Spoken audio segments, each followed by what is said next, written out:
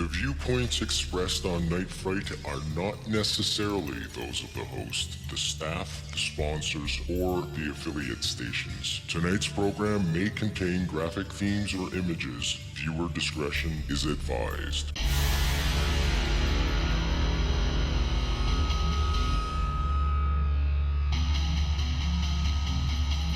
There is a time for question. There is a time for answers. There is a time to challenge. There is a time to speculate. There is a time for change. There is a time for truth. The time is now.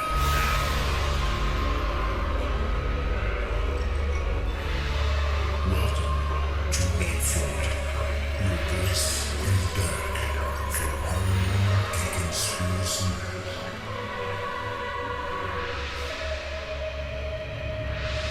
And now your host, Brent Holland.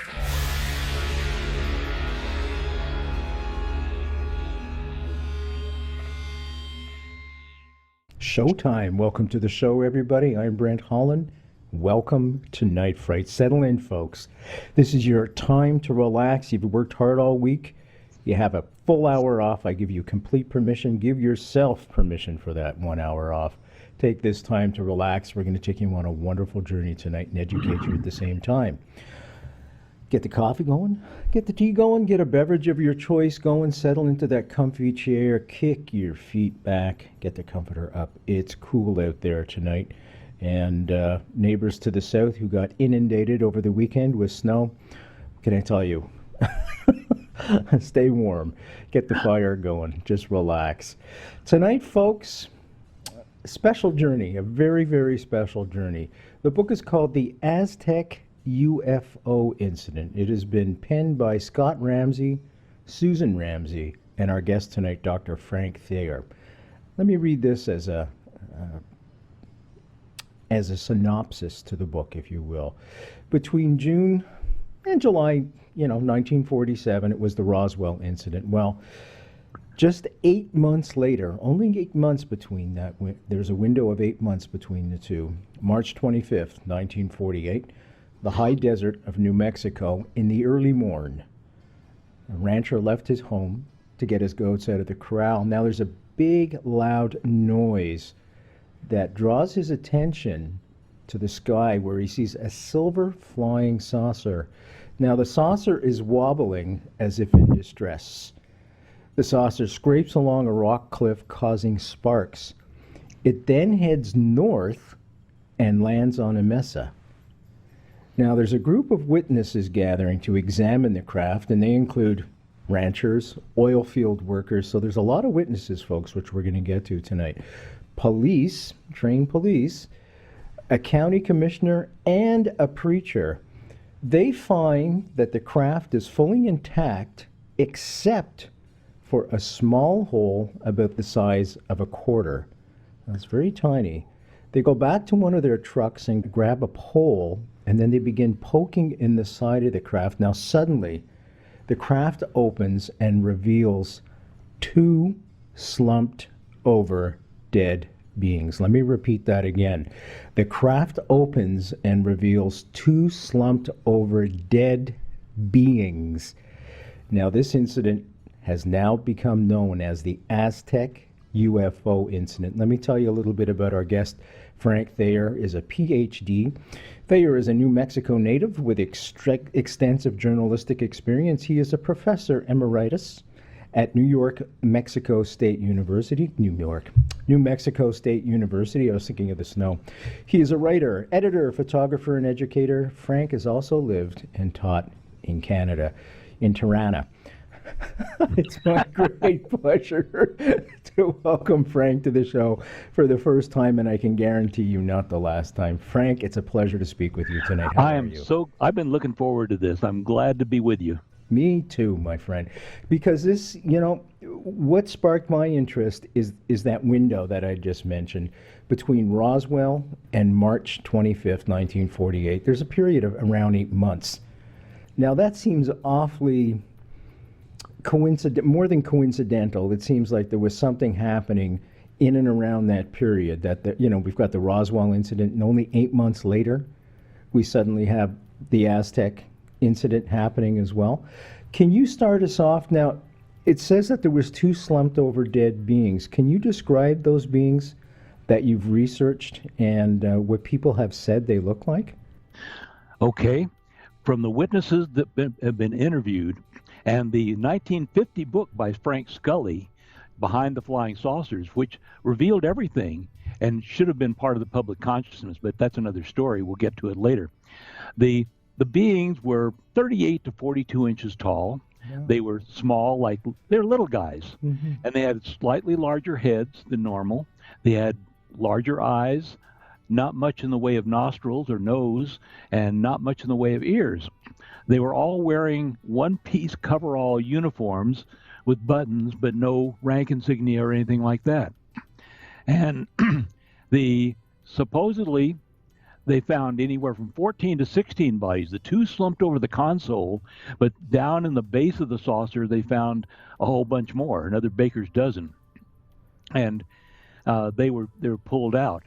But the guys who were there and interviewed, these are 18 and 19-year-old oil field workers. They're out there walking up on the saucer, and you and I both know what it's like to be 18 or 19 and say, "Hey guys, watch this."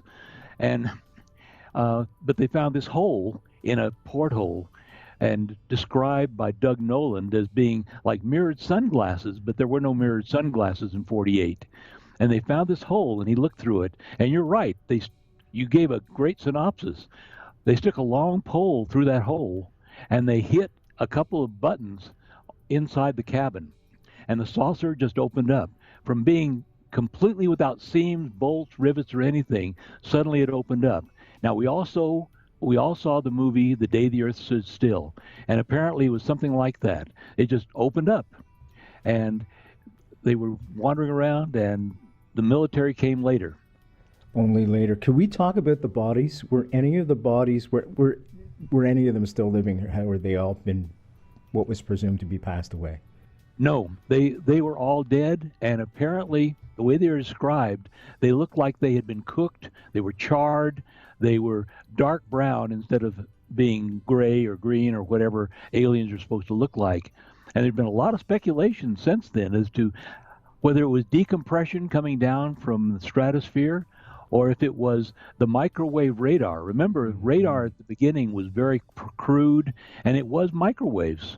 And we had very powerful microwave radar in the 1940s to protect Los Alamos, where the atomic bomb was created, White Sands Proving Ground, where they were shooting B-2 missiles, and Roswell Army Airfield, where the only atomic bomb group in the world at that time was located. That may have attracted the guys, right? Well, that's what they say about Roswell too. It's a good friend of mine who's the MUFON director here in Ontario, Michel Deschamps, says they started visiting because all of a sudden the kids got the matches when we started lighting off nuclear weapons, and I think there's probably some validity to that. I think so. Yeah, because it's pretty dangerous stuff what we were playing with back then, and we certainly don't have, and today we don't have the moral fiber, I feel. I mean, we're still shooting each other's butts off everywhere around the world. There's conflicts everywhere. It's ridiculous. Technology has outstripped our morality. Completely. Frank Thayer is our guest tonight, folks. www.nightfrightshow.com. I urge you all to get this book. It's an important book. It sits well with all the other research that's been done on Roswell and all the other incidents that accompany Roswell. This is another one that's just as alarming. And as I said before, there's only an 8-month window that takes place between the two incidents, Roswell and the Aztec UFO incident, which is the title of the book. It's penned by Scott Ramsey, Susan Ramsey, and our guest tonight, Dr. Frank Thayer. This thing is crashed. All these people start coming together. Was there one person, one person in particular that saw it and went over to it first and then started making phone calls? Okay, the rancher who saw it go over his property before dawn, he was so alarmed it hit the cliff of opposite his property and kept on going, threw out sparks, And he went to a telephone. In 1948, there weren't many telephones in New Mexico, let me tell you. And he went to a telephone at a public phone that was available for ranchers and called Kirtland Air Force Base in Albuquerque, New Mexico, to tell them what he'd seen. And they got the description and told him not to worry, just to go back home.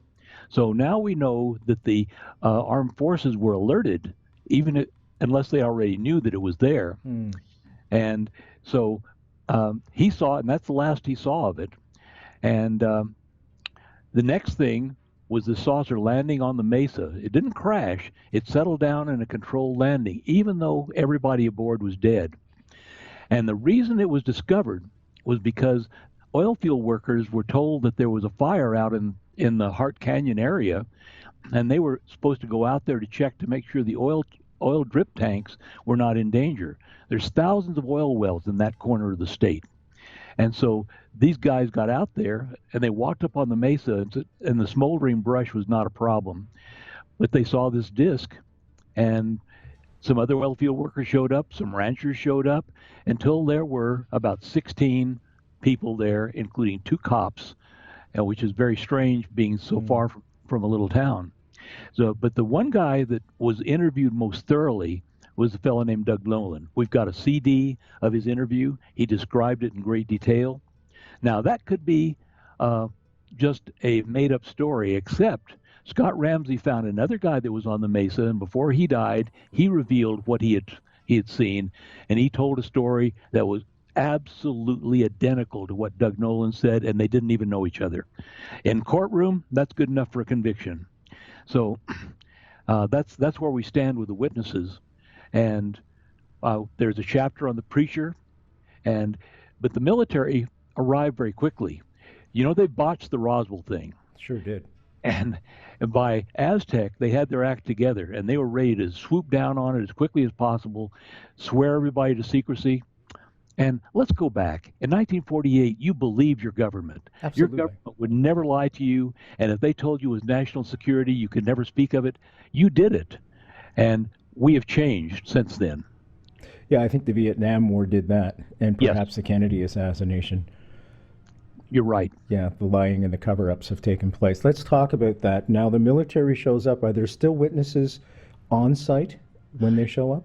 Yes, everybody stayed on the mesa until the Army or Air Force, they all wore the same uniforms at that time, got up there and said they separated everybody, interviewed them separately, told them not to say anything, and they said, you leave and you're not coming back. And they did. There was one rancher who was there, and we have from his family, he went out before dawn to this place on Hart Canyon. He came back and he told his wife, I never left here today and will never speak of it again. And that was the last he ever said about it. Holy so cow. they were really either scared or thoroughly conditioned not to speak. The preacher, that was another story. He got there by accident because he saw a lot of traffic going down this dirt road. And he was a missionary. He lived in a little town in Colorado, and he went all over the area doing Baptist work. And he got up on the mesa, and he saw this, and he was sworn to secrecy. But he went back to his little church in Colorado that night, and he called his deacon and his deacon's son, and he said, I've got to tell somebody. I saw something that changed my whole view of life and the world. And the son who told us the story, the son said, the reason I remember that so clearly was because he was weeping, and I never saw a grown man cry before. Wow, isn't that interesting? Now, how did this story start to leak out? Everybody's sworn to secrecy. Of course, you expect the military to keep a top secret cover over everything. At what point did this story start to leak out? Okay, let's go back a little bit. And even though Sure. we had witnesses, the witnesses didn't talk, but the people who worked on the saucer, they took the thing apart and they sent it to Los Alamos on trucks, and they called the top scientists in the nation to study it. And these scientists thought that the government was going to, in 1949, that the government in a few months is going to reveal everything so the public will know what's happening. And so they, in turn, talked to their friends outside the scientific community, including one Silas Newton, oil man, wealthy millionaire. And he was also a college-trained geophysicist, so he was no, I was going to say Donald Trump, but that's another. Oh, we can get to that later if you'd like. And so Silas Newton talked to a friend of his, Frank Scully, who was a famous reporter for Variety in the late 1940s. He did Hollywood reports, and they told Frank Scully the story. Here we go to the University of Denver in 1950. In March 1950, Scientist X was supposed to get up and talk to a science class at noon one day about flying saucers. And he got cold feet. In 1950, well, here's what Frank Scully said. The scientists who would tell their story for nothing in 1949 would not talk for $20 million in 1950. So the scientists refused to say anything, but Silas Newton, who wasn't working for the government, went on stage, and we have that lecture that he gave to the University of Denver. It's beautiful quality. It was done on a wire recorder. Wow. You and I don't remember those, but I've seen a wire recorder. But the quality of sound is tremendous. And I've got that on CD, and I listened to it. He got up on the stage and said, there is such a thing as a flying saucer to a 1950 college audience. And he spoke for, maybe 30, 40 minutes.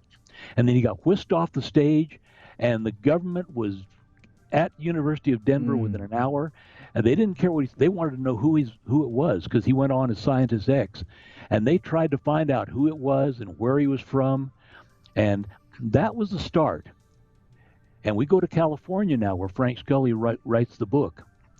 Now, you're beginning to think, why weren't we so much aware of this 30 years later? Well, Frank Scully wrote a book, sold 50,000 copies, which is a major bestseller in 1950. And there was all sorts of discussion with Kenneth Arnold's sightings, and all that was done. Right.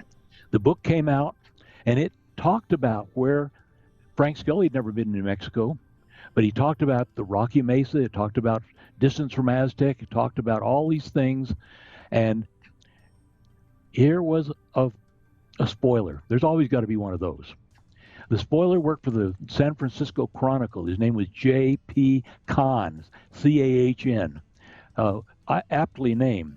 But he heard about this, and he wanted to buy the story from Frank Scully so he could write the book and become famous.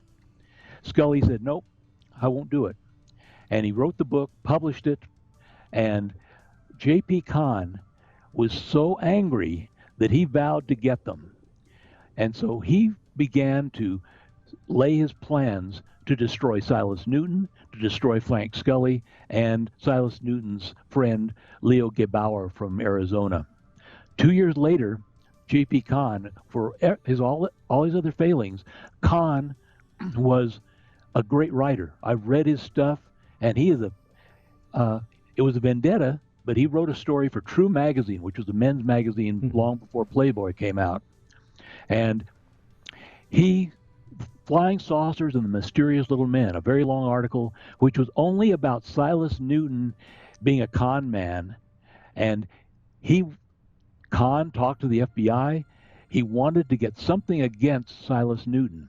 He finally found a Denver oil man who was willing to swear out a complaint against Silas Newton for some kind of deal they made. And if you're in the oil business, you are not exactly a straight arrow, I don't think.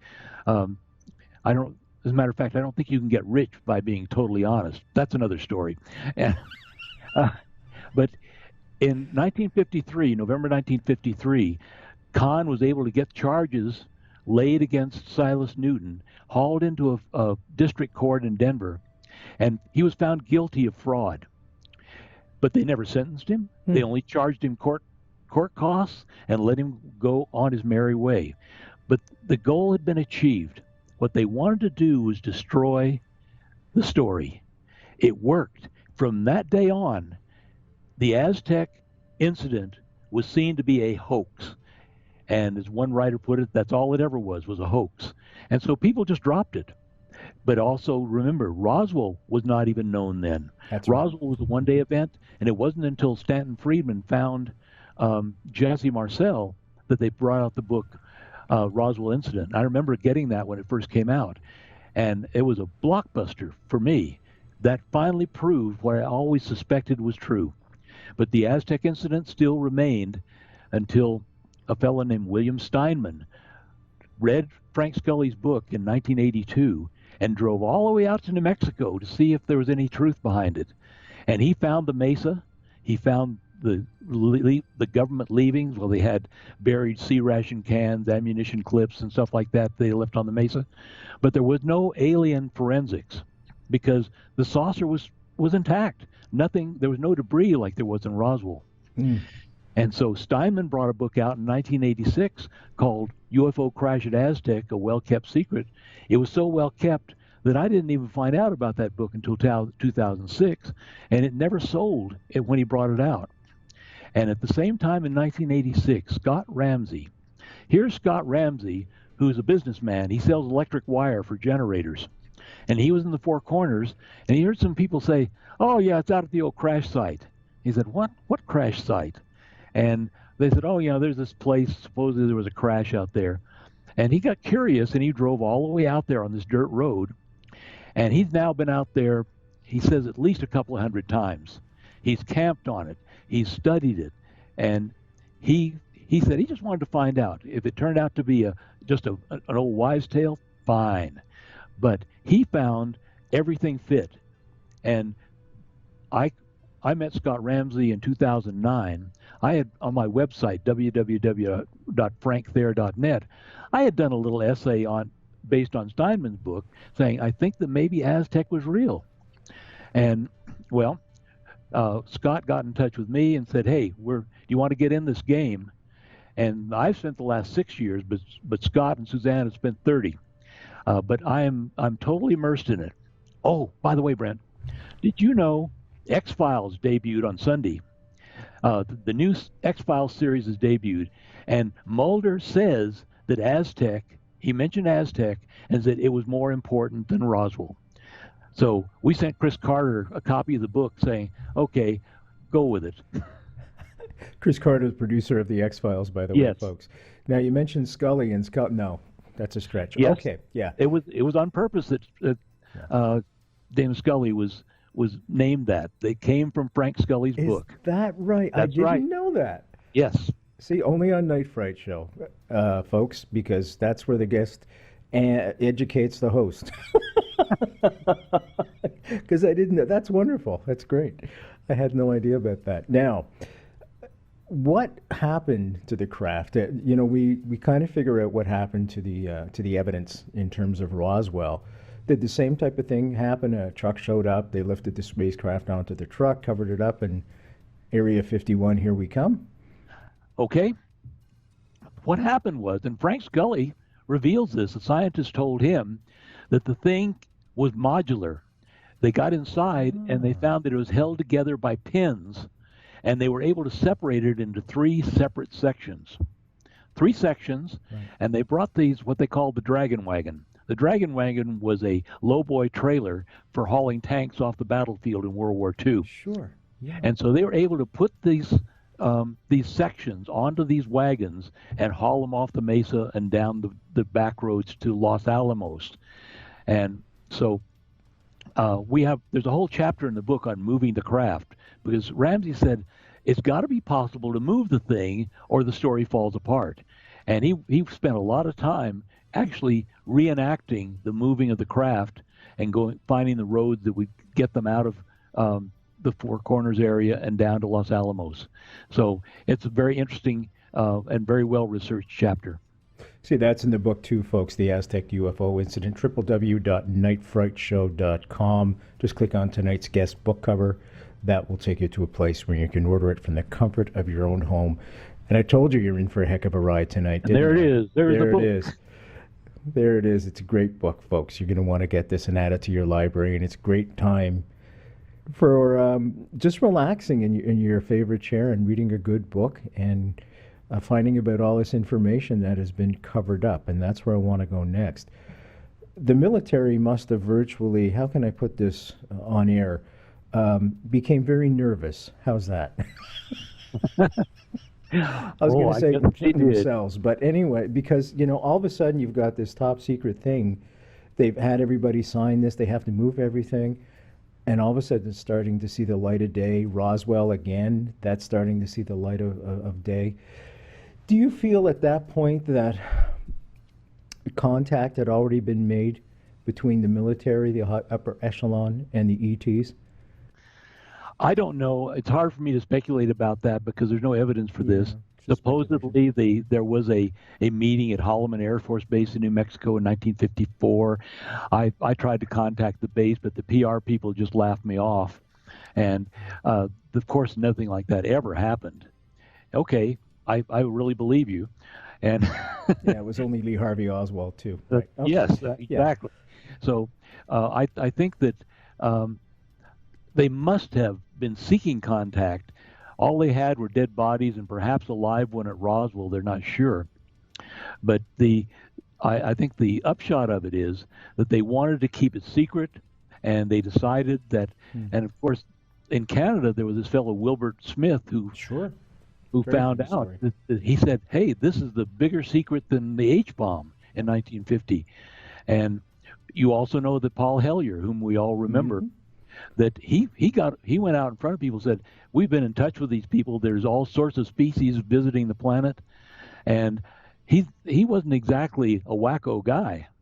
So, but the thing is, I'll tell you this, I don't think the government or governments will ever tell the truth. They will never let the public know what they know for whatever reason. Whether it goes back to the 1938 Orson Welles broadcast, I'm not sure. But they don't believe that the public can handle the truth. Of course, I don't agree, but they think that society would collapse, just like when Cortez visited the Aztecs. But I don't think so. But the government doctrine is to protect the secret at all costs.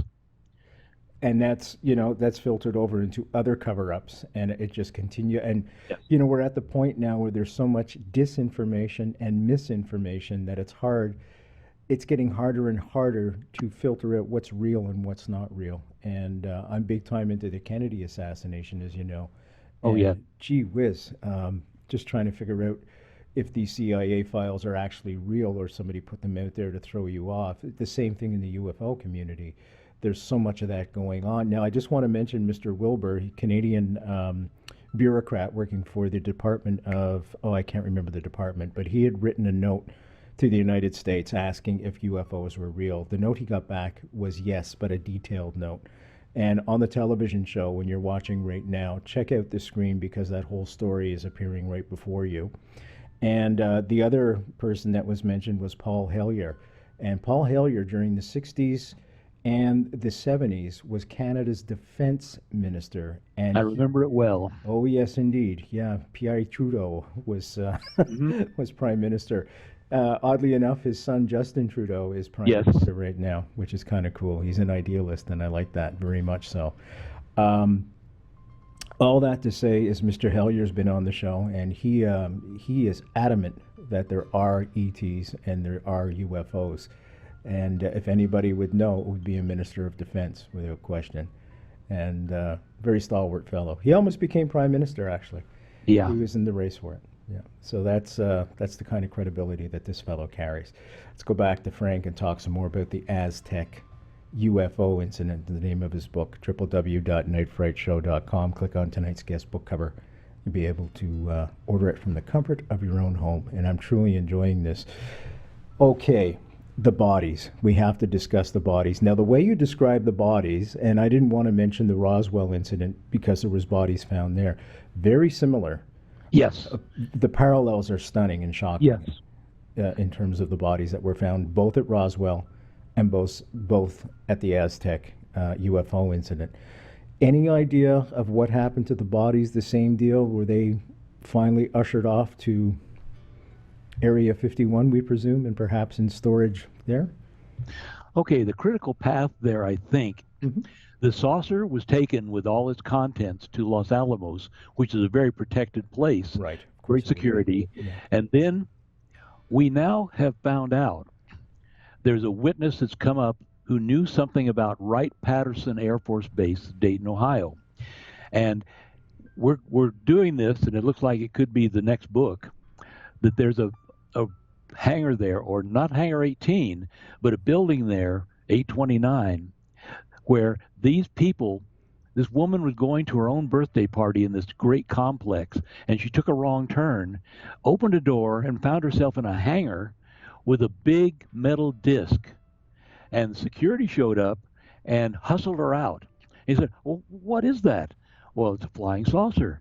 And what is it from? Was that a place like Roswell? Oh, no, that's Aztec. She was told specifically, and she thought, oh, are you talking about the Indians down in Mexico? He said, no, Aztec, New Mexico. So that saucer, as far as we're concerned, and we're going to follow up on this, ended up at Wright Patterson to start. Now, they had cryogenic facilities at Wright Pat. So the bodies could have been taken there. The first thing they would have to do is preserve them.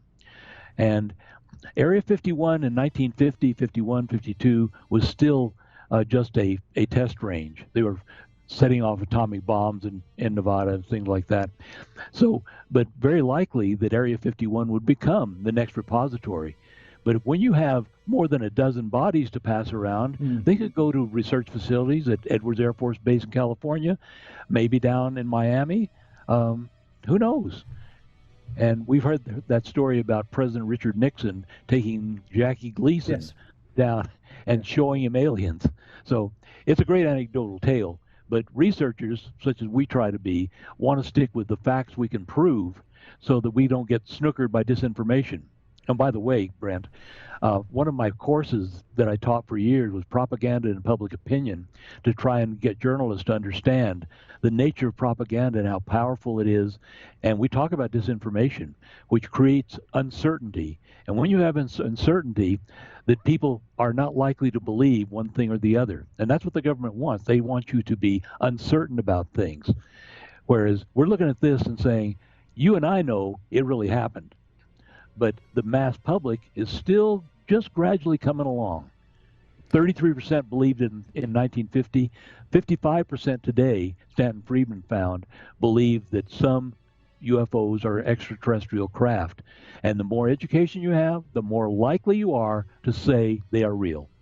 Hillary Clinton has just come out and said that if she is elected, she will release some files. Do you think this is just, how can I put it, bogus, something to say to attract a certain demographic to vote for her? Oh, yeah. Do you think she'll actually free realistic files or more disinformation? Presidents who go into office, Jimmy Carter was going to do that. We had Bill Clinton said he wanted to know. Yeah. And no one ever revealed anything. I think you get a briefing when you get into the office and they say, you're not talking about this. You don't have a need to know. And we think this is so critical, you dare not speak of it. Only Ronald Reagan said that we're being, there's an alien presence. And he said that in a speech, but still, it didn't come out. And so we're stuck where we are, doing our own research, publishing our books, and trusting that people who think about it are going to say, I got to accept it. It did happen. Yeah, I encourage people to do their own research all the time and to question everything, especially after the Kennedy assassination, as I said, Vietnam. And that template seems to be played out over and over and over and over again, where you see the government is, Benghazi is a great example. That's the most recent example I can think of.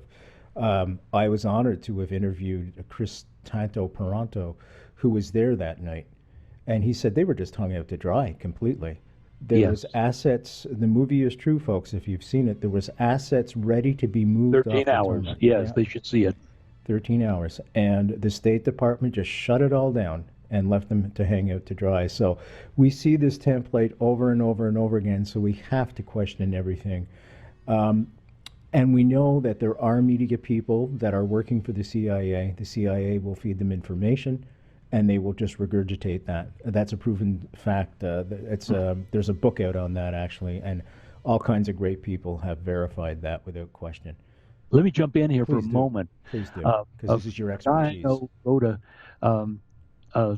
a little treatise on this, and he knew some people in the CIA, and the CIA called the New York Times their mighty Wurlitzer.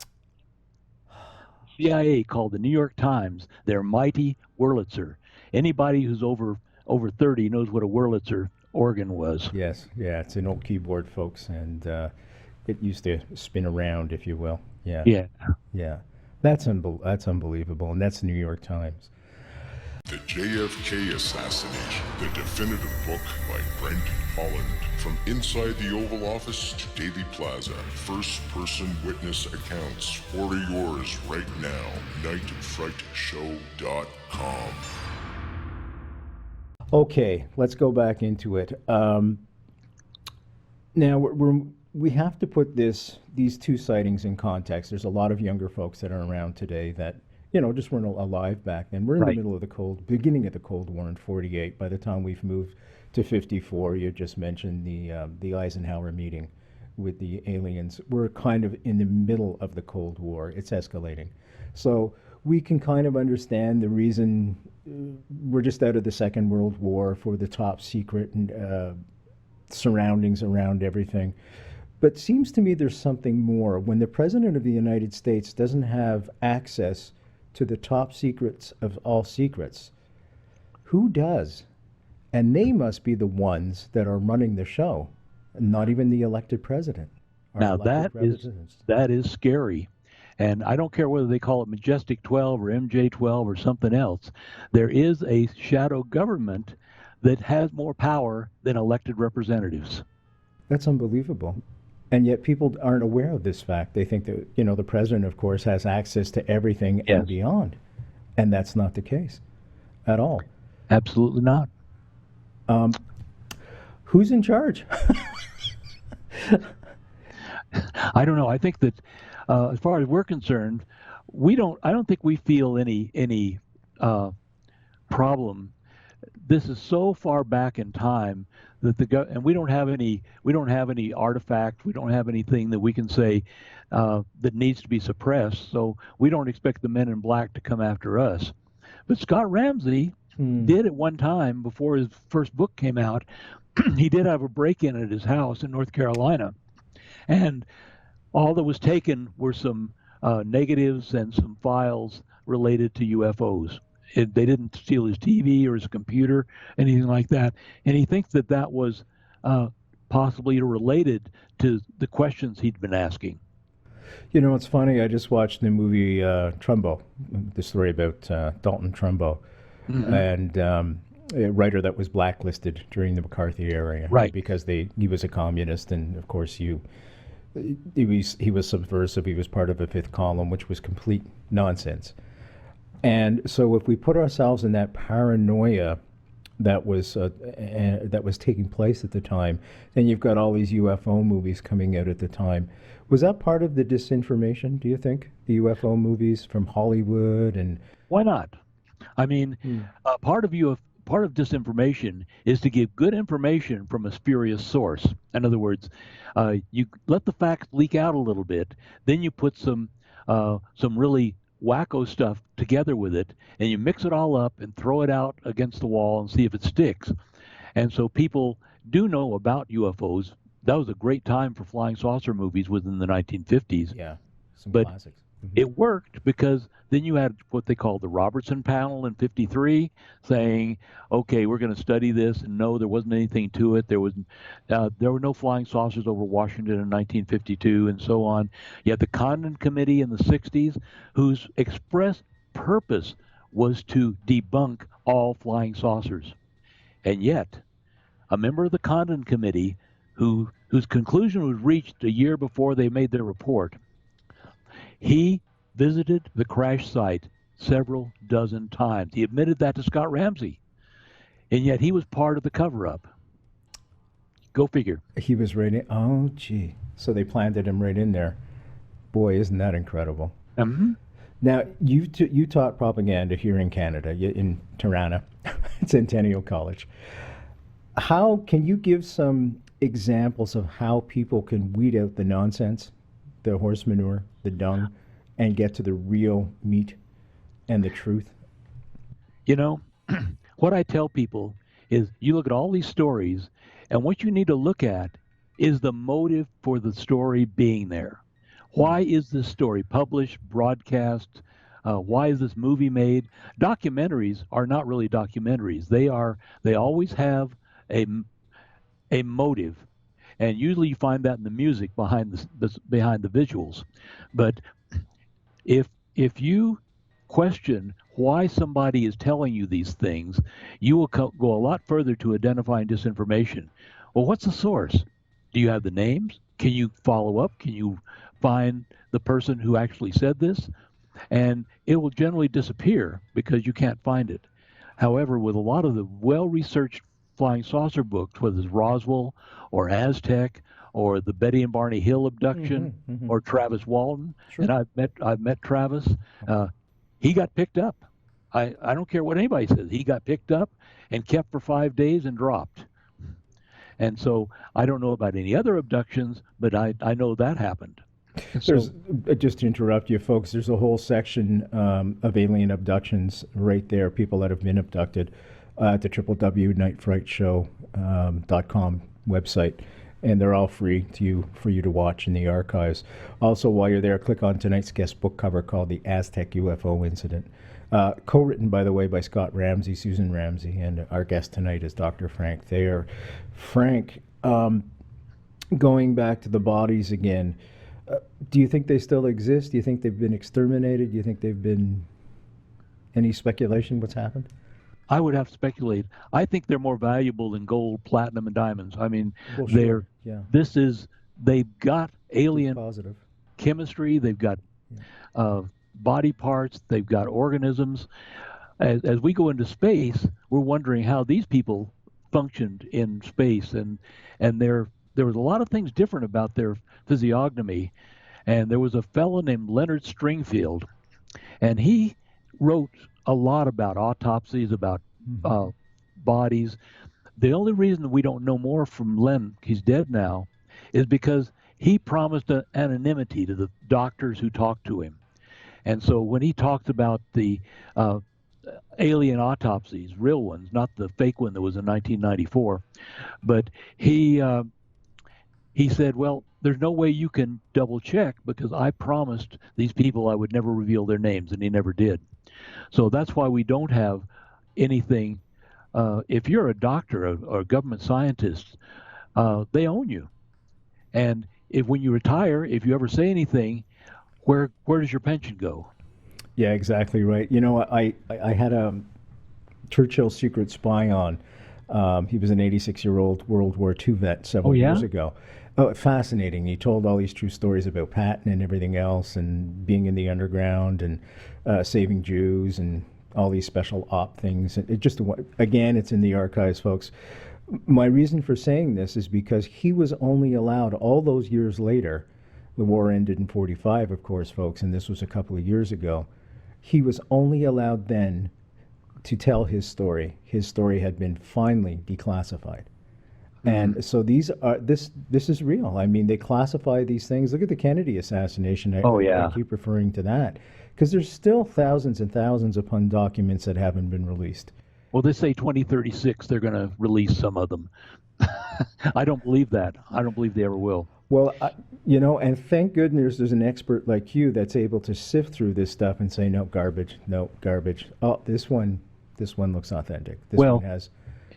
And I'm right now, as you're talking about it, I remember the day when the assassination happened. I was a reporter in Las Cruces, New Mexico, and I heard about this, and I read the story, and I said, well, I'm a gun guy, and said there's no way that somebody could get off 5 shots with a bolt-action rifle and a scope and hit something. Maybe 1 shot, and that's about it. So I don't care what they say about it. There had to be more than one shooter. And they've never disproved that. Yeah, I agree. But completely. They still want to hold that the Warren Commission was the facts. And so Oliver Stone, for all his failings, that's a great movie. Sure is. And that movie resulted in them opening up more concealed files. And I have to give Oliver credit for that as well. Now, when you're doing your research, Frank, I mean, you're going back several decades. How hard was it for you to do your research? I mean, to find not only some type of oral traditions that have been passed down by family members, but also actual documents. It must have been just almost impossible. We got to hand it to Scott Ramsey. The guy's a bulldog. He spent almost $500,000 and 30 years running down the story, going to different states, talking to different people, going to archives. He went to the U.S. Air Force archives at Maxwell Air Force Base in Alabama, and he has about 55,000 documents that relate marginally to Aztec or used to disprove some of the debunking claims and so on. But people are tough. Doug Nolan and Ken Farley, the major witnesses, they were almost on their deathbeds when they finally told their stories. There's another guy who supposedly was in on the recovery. Chapter 3 of the book talks about him, and he was in the Air Force. We thought he was dead, but now we've suddenly found out that he may have survived after all, after Vietnam. And he was there on the Mesa, and he knows about the recovery. And we have gotten some things like that. And here's something else. I want to throw this in just for your listeners. Please. Somehow, and it's only a coincidence, but everybody that Scott was able to find who was on the Mesa that morning did very well in life. They prospered. Now, you figure an oil field worker, 18, 19 years old, how come he gets rich later in life? And go back to Roswell. Remember that Mac Brazel, Sure. just a dirt poor rancher hand, all of a sudden 2 weeks later he has a brand new Ford pickup and he's able to buy a frozen food locker in Tularosa, New Mexico. And where did he get that money? I think the carrot and the stick work very well. I think so too. Yeah, especially when somebody's got a gun in their pocket. Yeah, absolutely, without question. Now, have you guys been threatened at all? Have you guys been approached to say, maybe you shouldn't be spreading this type of thing? No, I've got to say that no one bothered me. I think that that's because Aztec was successfully put down as a hoax, and they're figuring, well, nobody's going to be able to resuscitate this corpse. But it's not turning out to be true. The book is picking up momentum. And like I say, the X-Files mentioned it, and I think we're on a roll. And the three of us, we've got pretty good control over it, and we know where we're looking for other sources, and we're hoping to sort of build a firewall around it so it doesn't get debunked again. Now, in Roswell, they came up with a cover story, per se, which was the weather balloon story. and the weather balloon got blown up, and I think the weather balloon story has been blown up, too. All that to say, have they tried to come up with some kind of cover story for the Aztec thing? Oh, sure. And we have a whole chapter. So birds of a feather flock together, PFLOCK, because Carl Flock was a former CIA guy who was a friend of Scott Ramsey's and was a debunker, and he was a skeptic. But we go through all the alternative explanations, and the only thing they're left with is it did not happen because it could not happen. That's the only thing they've got. Despite the evidence to the contrary. Yeah. That's unbelievable. Yeah, well, it's kind of like the magic bullet. I keep bringing up the Kennedy assassination because these cover-ups, folks, I guess what I'm trying to say is the cover-ups and the false flags go on and on and on and on to this day. And I had just mentioned again Benghazi. So there we go, And the truth about Benghazi, you can check this out. I had Larry Hancock on, who's one of the greatest intel researchers in the world. They were running guns.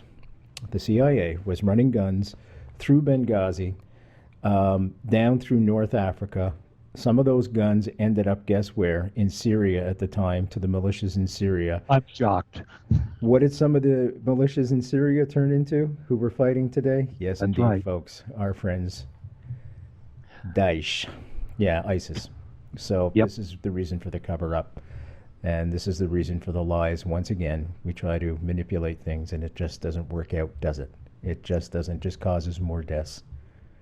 Well, we have a lot of people want Daddy to tell them everything is safe. And those are the people who listen to this. But those people who do research and say, I got to know the reality, they're listening to the show. Yes, And thank goodness for folks like you and Susan and Scott for bringing books like this to our attention and this whole incident. Do you think there's other incidents out there that we're going to come across as well? Yes. Oh, yes. Yeah, there must be. There's more and more reality. We know about Mexico's Roswell. We know about there's a Kingman, Arizona crash. We have found one in the eastern part of New Mexico in 1963. Wow. There's been a lot of crashes and a lot of recoveries. And isn't it amazing that they've never been in major media? Now, I have a lot of my students who graduated and went on to work in wire services and so on. Sure. And one of them became a bureau chief. And I said, well, why don't you use UFO stories? And she said, I don't know. It's just we don't do it. The only UFO stories are those that have a funny conclusion. And of course, we told you it was not real. And if it has a logical so-called explanation, they'll use it. But if it's unexplained, they won't run it. Do you feel the Vatican, I'm going to go in a bit of a different direction, do you feel the Vatican was part and parcel to the cover-up in the early days and perhaps might be changing?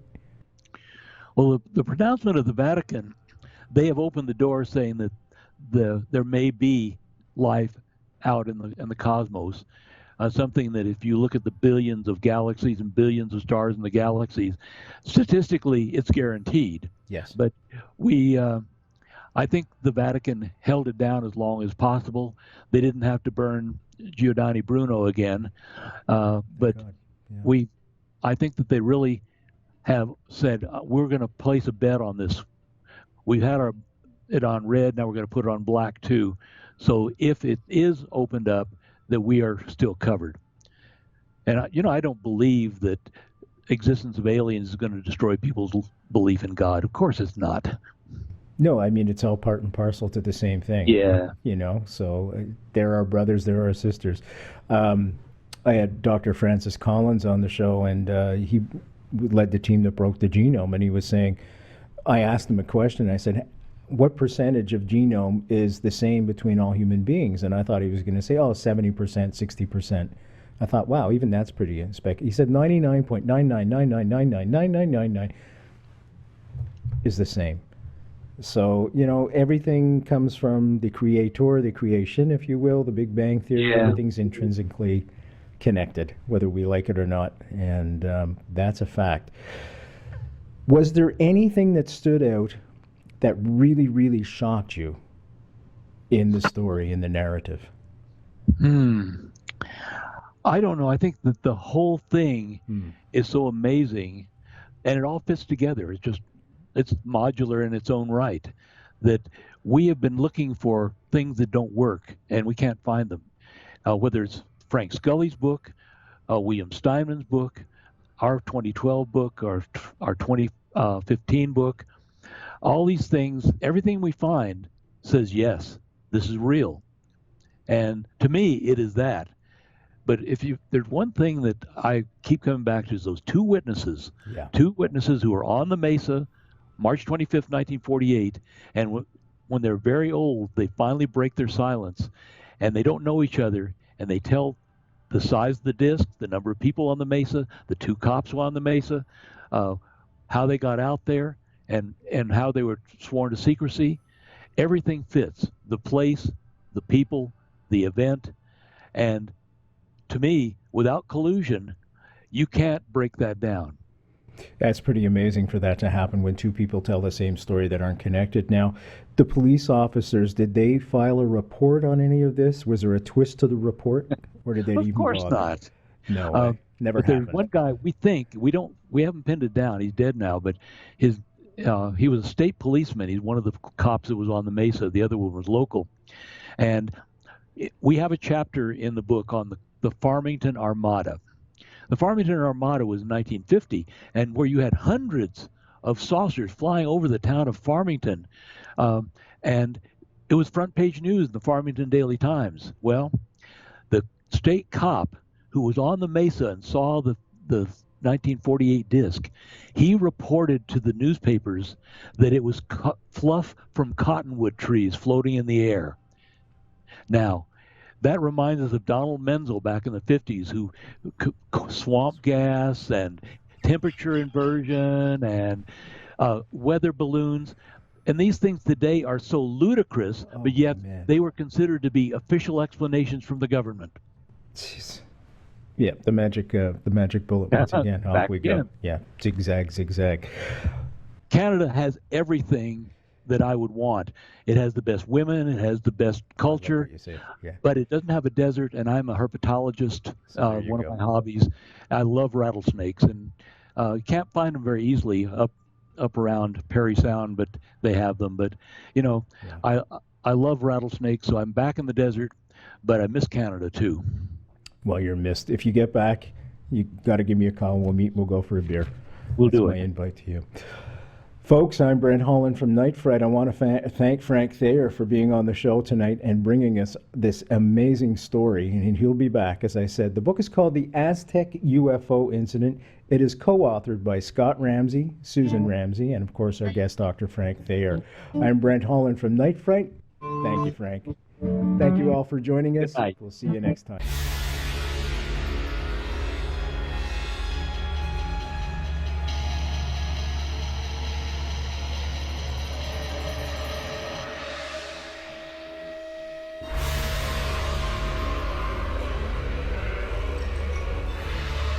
You're listening to Night Fright and your host, Brent Holland. The time is now. Your voice in the dark for paranormal and conspiracy.